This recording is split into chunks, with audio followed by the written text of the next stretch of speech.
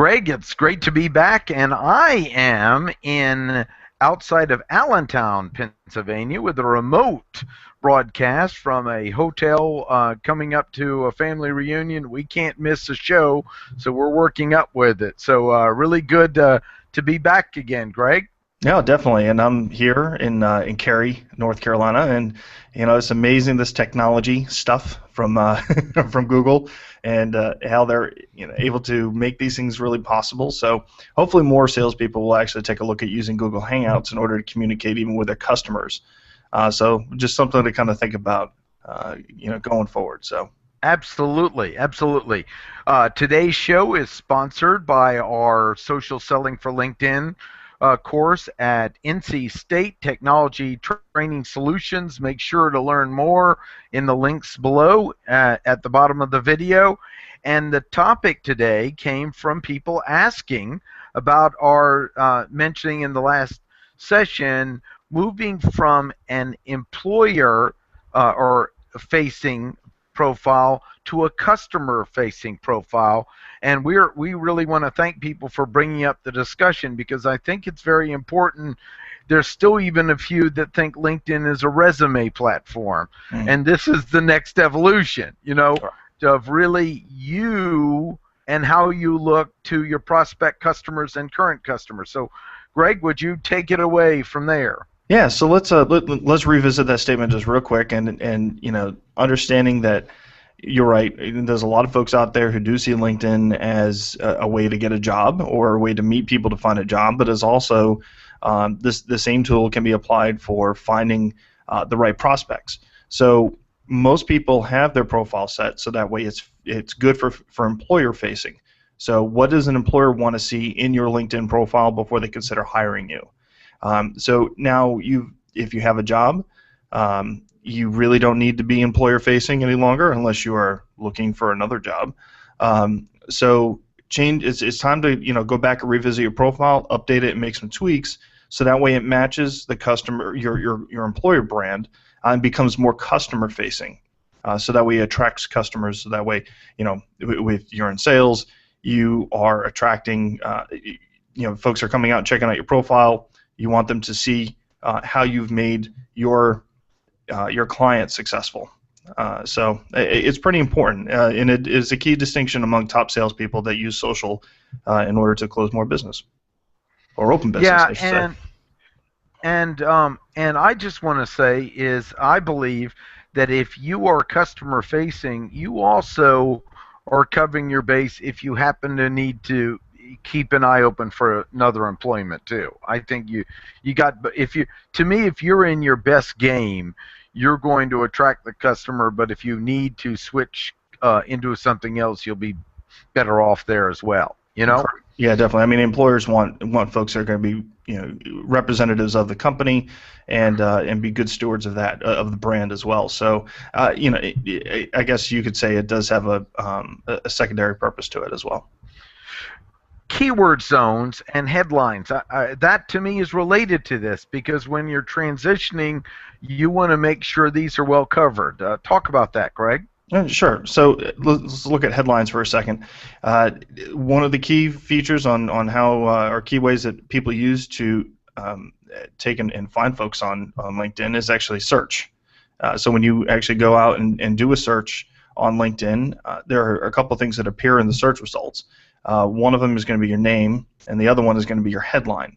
And the headline is, if you look at your LinkedIn profile, it's just underneath your name. So what we can do, let's give you an example here. Let's go ahead and turn on screen share and take a look at my profile here. You can probably hear my mouse clicking in the background. So let's take a look here for, I want to find a someone who's in sales sales in Raleigh for some reason. Yeah, why not? And what LinkedIn's going to come back with is, like here's some folks that are in my network. So here's Brett, who's works for Hyatt Hotels here locally, but he's the director of sales at Hyatt Hotels. Now, if I go and look at his LinkedIn profile, you'll see right there, right underneath his name is his headline. Okay, so let's go back to the search results, and you'll see As that loads up, you'll see same area. So that same text is going to show up. And now, what LinkedIn is using is that they are doing some sort of semantic search in the background, but they're primarily focusing on the keywords that you're using and the relevancy of those people to that particular search. So, but they are going to look at folks that are in your network that kind of match the keywords as well. So you'll look at throughout the search results, you'll see sales is bolded and Raleigh, and all those keywords that you're using are going to end up showing up. So let's get a little more specific. If I'm looking for something like email marketing, okay, it's going to show up first. Okay, so we're looking, probably jobs is going to show up first. So let's filter down to people, and you'll see that.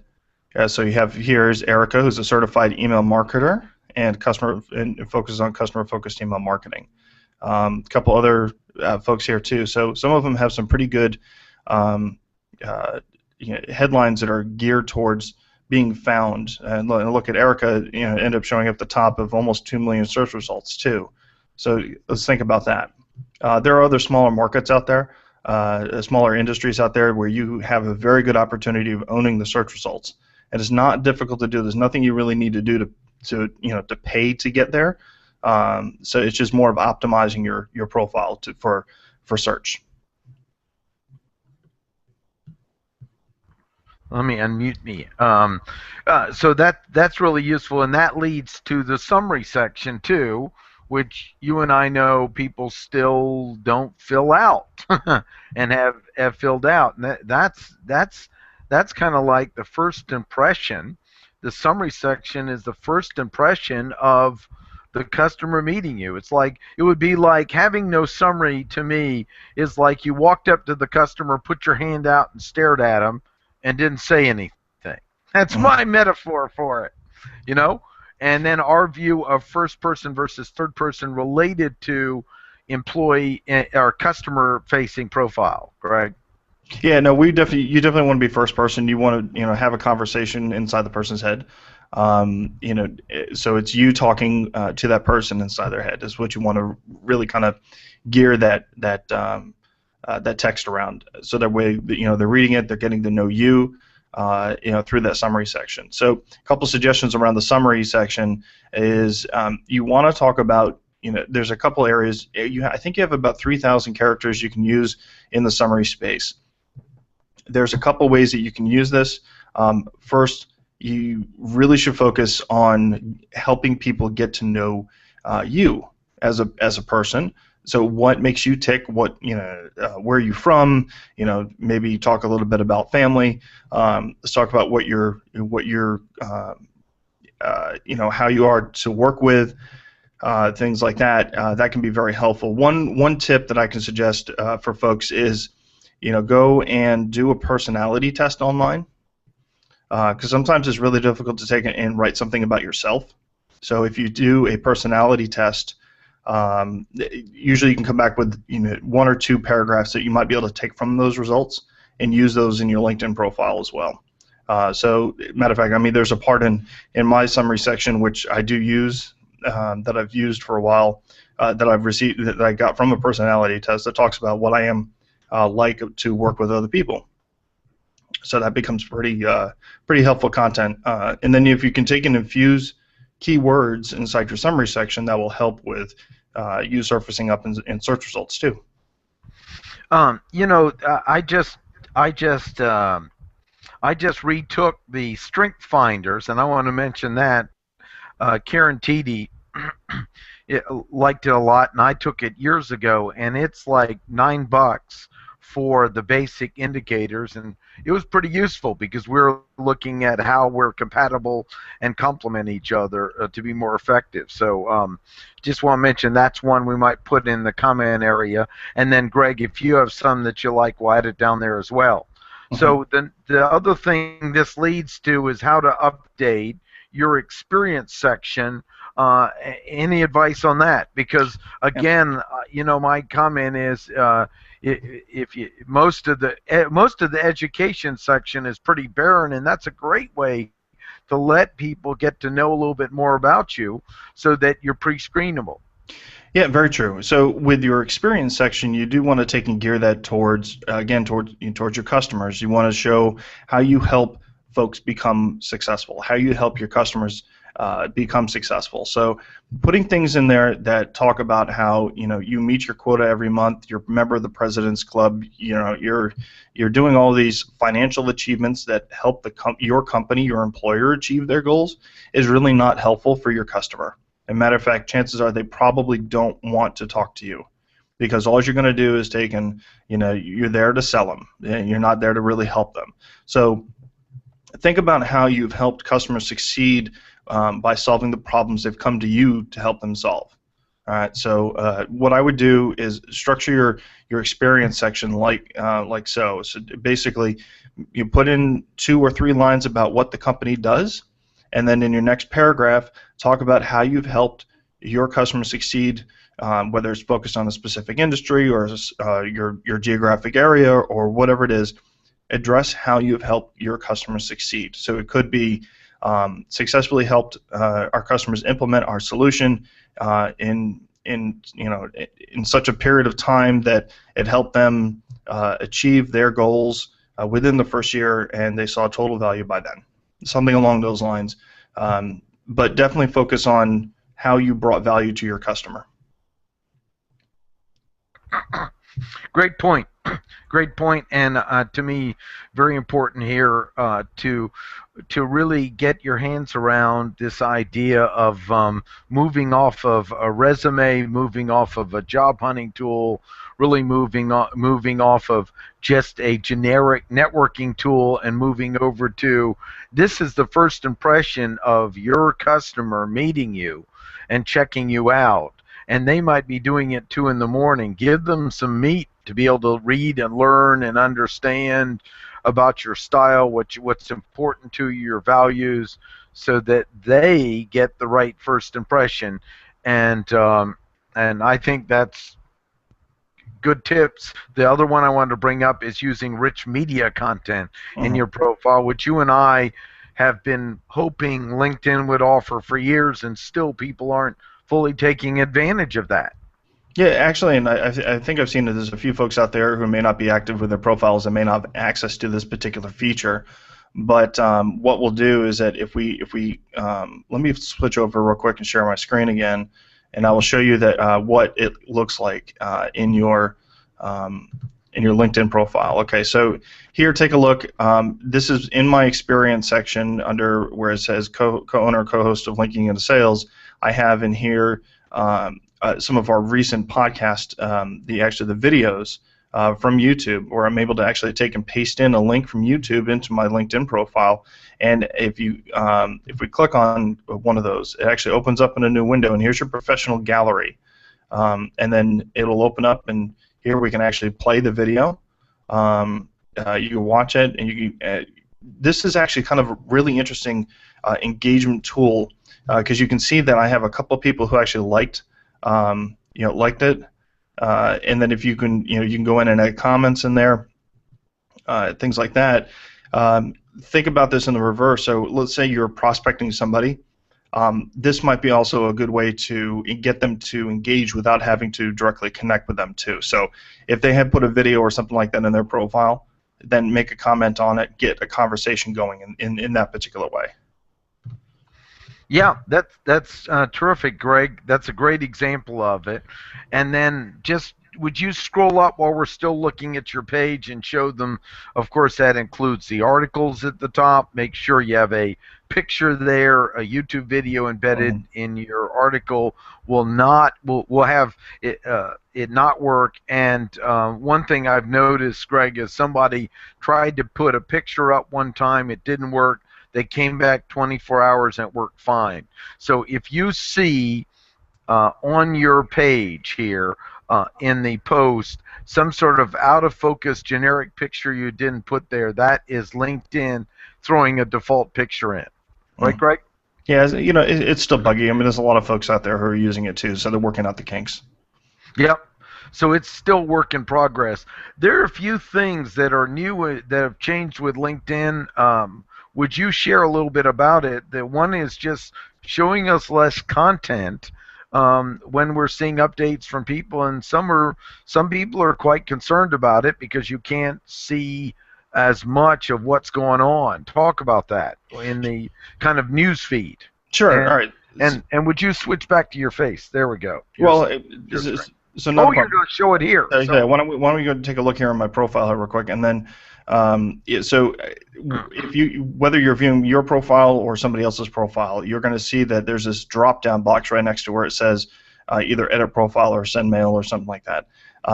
In here, you'll find a sub menu where it says view recent activity, ask to be recommended, create a profile for another language, share your profile, export to a PDF, or manage your public profile settings.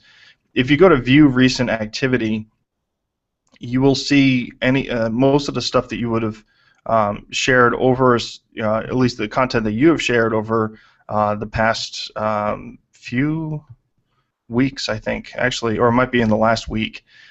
There's been some concern that maybe you're not able to see things past the last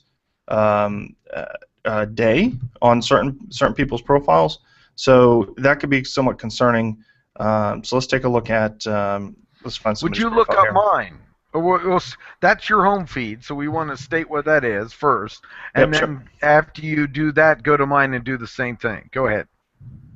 All right, so let's take a look at Martin's profile, and in here, Pull down tab. So click the little down arrow next to send a message, and let's look there. Okay, and the view recent activity here. Yeah. Okay. And for people listening, we want to describe where we are there. Yeah, there we go. So now we're looking at Martin's pulse activity feeds, and it looks like that we're actually able to see a whole bunch of content that Martin has shared. It doesn't look like that this is anything from just a day. It looks like that this is much more than that. So I'm looking at 7 days, 8 days. It might be the last 30 days. So that's a good possibility. So, but this is important to kind of take a look at, because if someone says, hey, I shared something on LinkedIn, and now you can go back to somebody's profile and actually find it, because it is kind of tough to go through and find it in somebody's feed. Chances are the person who had made that comment, there's a good chance that LinkedIn could have been testing out something, and it actually got the reaction that they were looking for. One other thing. So, I want to mention something, Greg. This was in the feed you're showing now, which is from home, looking at the feed. The comment was showing less of history on this, and I think we'll double check this as it changed, but it might be showing less here, and then you have to go to their profile to get more in-depth history. So Gotcha. I can't imagine they're going to truncate less than 24 hours off your own personal feed where you send message and click the down arrow to see more information. Go ahead, Greg. Okay, so there's one other feature one other thing that kind of came up that I have a slight issue with regarding to LinkedIn, and that comes to sharing content within groups. Now, let's go ahead and go into the linking in a sales group. By the way, if you're on LinkedIn, you're welcome to come in and join our group on LinkedIn. Just come out to linking into sales, and you'll find it there. So it looks like that. Okay, I'm off group moderation. So I was on. I got put on a temporary. I was flagged basically because I think what happened was I shared a post into multiple groups, and someone in one of the groups didn't find it relevant and flagged it and deleted it. And what that does is that so what I'll do is I have the update in my LinkedIn feed, so let me show that to you real quick. So basically what happens is that if a discussion you send gets flagged or something like that, you get put on group moderation. So what it means is that any contribution you make to another group, whether it's a comment or a discussion, it gets put onto the group moderator to review before it goes live. So let's take a look at that real quick. see if I can find it here. So I was taking the, oh, here we go. Okay. So let's take a look at this this status right here, where it says your group posting settings. If you see this in your in the right-hand column, this is something you just want to be aware of. This is a new notification that lets you know that your posts across groups are being moderated temporarily because one of your recent contributions was marked as spam or flagged for not being relevant. And when you go to learn more, it just takes you into the help section saying there's nothing that LinkedIn can do about it because because someone flagged it. So the status of what happens here is that you get put into what they call site-wide moderation. So all the groups that you're a part of, every single contribution, unless you own the group, every share that you do into a group or something like that goes into the moderation queue. And maybe if that group manager is worth anything, they will take and let it go, publish it, make it live. And if they're not worth anything, then you'll probably never see it. So unfortunately, it looks like this status lasts for about a week. So you want to kind of avoid sharing content like this.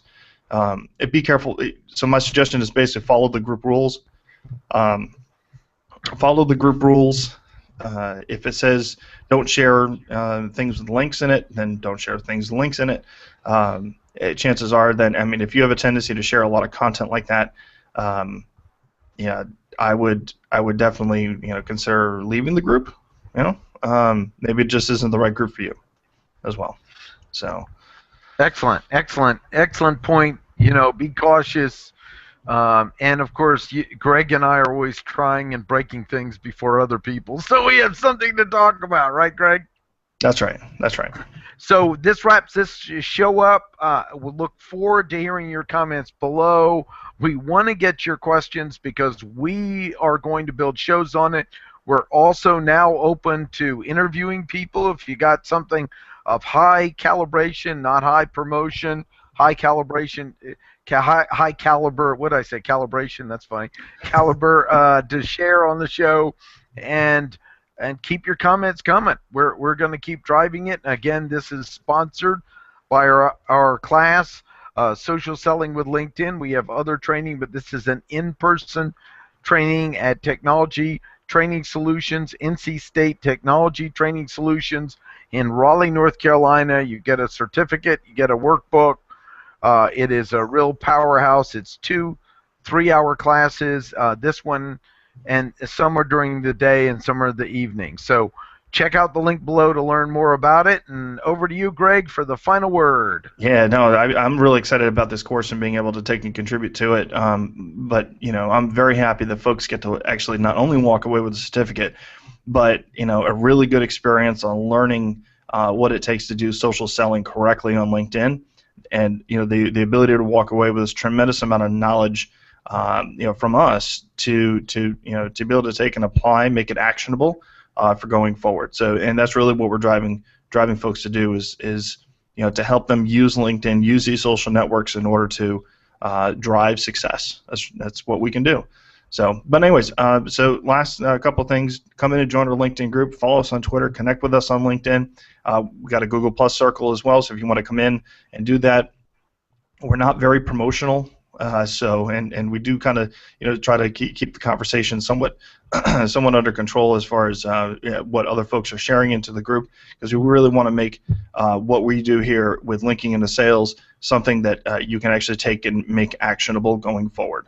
That's our goal. So other than that, have a great weekend or great week depending when you're listening to this. And you've been watching Linking into Sales using LinkedIn to help support the sales cycle. With Greg Heier and Martin Brossman. Take good care. See you.